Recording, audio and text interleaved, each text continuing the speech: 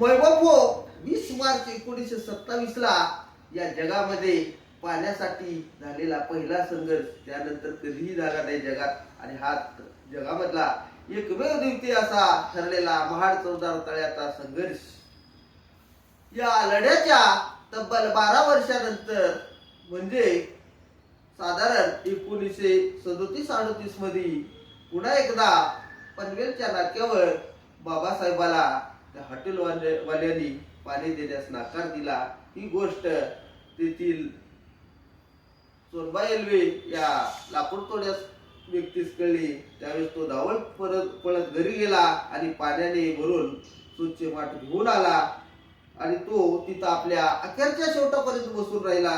पण दुर्दैवाने म्हणा बाबासाहेबांची मोटार त्या रस्त्याने परत कधी आली नाही.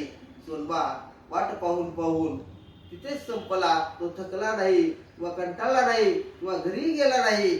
आणि ही गोष्ट ज्यावेळेस नानकचंद्र तुम्ही बाबासाहेबाला सांगितले की सोनबा तुमची वाट पाहून संपला, त्यावेळेस बाबासाहेबांसारख्या महामानवाचं अंतकरण गहिवरलंय आणि बाबासाहेब 1946 ला त्या पनवेलच्या नाक्यावर सोनबाला श्रद्धांजली वाहण्यासाठी आदरांजली वाहण्यासाठी जातात.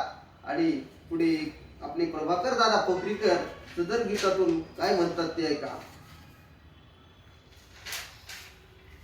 पाणी आणले मी माठ भरुनी हे गोट भर जाऊ पिवणी. पाणी आणले मी माठ भरुनी हे गोट भर जाऊ पिवणी. नव्हे माणस सारीत सयतान ही भीम बाबा यांना नाही मुळी जाणही. मोठ्या श्रद्धेने हे मोठ्या श्रद्धेने आलो मी घेऊनी हे गोट भर जाऊ पिवणी. पाणी आणले मी माठ भरुनी हे गोट भर जाऊ पिवणी. भर उन्हात व्याकुळ जेवत तांबला शब्द कर्मठांचा जिवारीत जमला.